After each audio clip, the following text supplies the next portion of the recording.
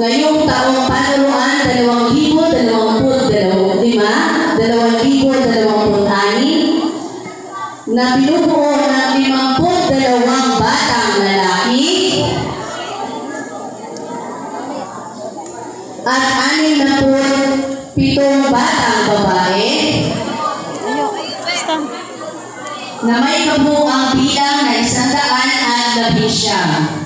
Matagumpay po nilang natupad ang kinakailangan sa kurikulum ng kindergarten na itinakda ng Kagawaran ng Edukasyon Republika ng Pilipinas.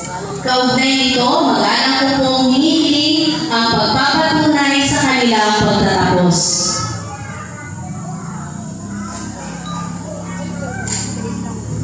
Ma'am Gemma F. Daludo,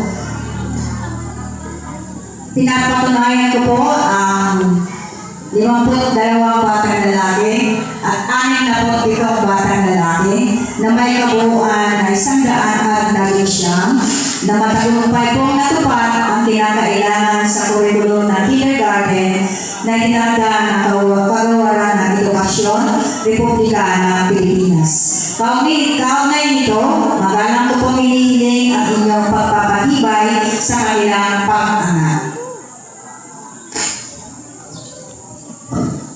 Sa pagpapakilala ng inyong guro bilang Remedios Sagan ng kindergarten at pagpapatunay ng ating master teacher ng Elsa Bumatay na ang 52 ng mga batang lalaki at 67 mga batang babae na may kabuuang bilang 119 na malulahating natapos ang kurikulum na revised kindergarten curriculum ng Kagawaran ng Edukasyon para mga taon 2025-2026. Pinagtitibay ko ang inyong pagtatapos.